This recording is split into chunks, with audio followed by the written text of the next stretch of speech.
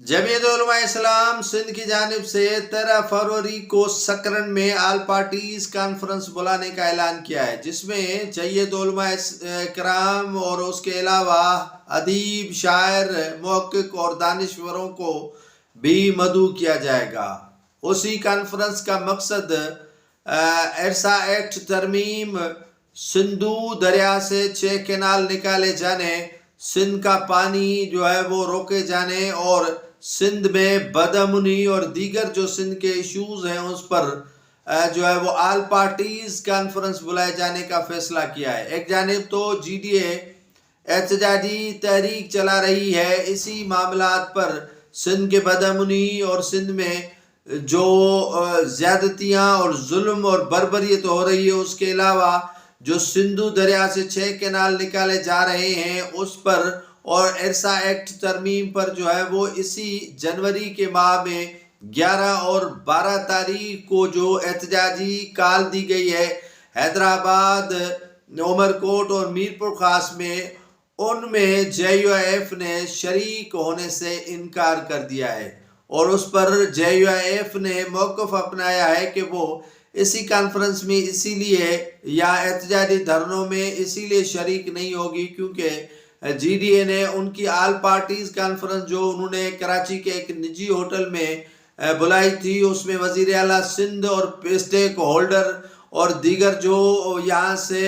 हुकूमत मुखालिफ जमातें हैं उन्होंने शिरकत की थी और बढ़ चढ़ कर जो है वो शमूलियत भी की थी, लेकिन GDA ने उस पर तहफ़्फ़ुज़ात का इज़हार किया था और GDA ने इसी तहफ़्फ़ुज़ात का शिकार इसीलिए किया था कि उनको बताया था JUIF को कि आप पीपल्स पार्टी को मदऊ न करें क्योंकि एरसा एक्ट तरमीम और जो 6 कैनाल निकाले जा रहे हैं उसमें पाकिस्तान पीपल्स पार्टी का कलीदी किरदार है और पाकिस्तान पीपल्स पार्टी इन सारे मामलात में मुलविस है, लिहाजा पाकिस्तान पीपल्स पार्टी को अगर दावत आप देकर बुलाएंगे तो हम इसमें शिरकत से माजरत ख्वाह हैं। तो GDA ने शिरकत नहीं की थी, जिस पर JUIF को शदीद जो है वो धचका भी लगा और उन्हें शदीद जो है वो गम गुस्सा पाया गया था इसमें जमीयत उलमा इस्लाम में। और जमीयत उलमा इस्लाम ने अब फैसला किया है कि जो एहतजाज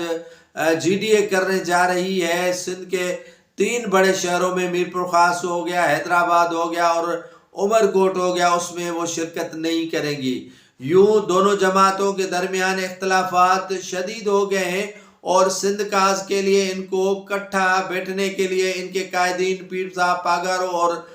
मौलाना फजल रहमान ने इनको कहा था कि मिल बैठ कर जो है वो मौजूदा हुकूमत की कमी कोताहियों को जो है वो इशूज़ के तौर पर उठाना है और मिल बैठ कर जो है वो मिलकर काम करना है। लेकिन अब दोनों जमातों के दरमियान जो है वो इख्तलाफात शदीद हो गए हैं और दरारें भी पड़ गई हैं और एक दूसरे के एहतजाजी काल्स और एहतजाजी धरनों में दोनों जमातों ने शिरकत करने से माजरत कर ली है।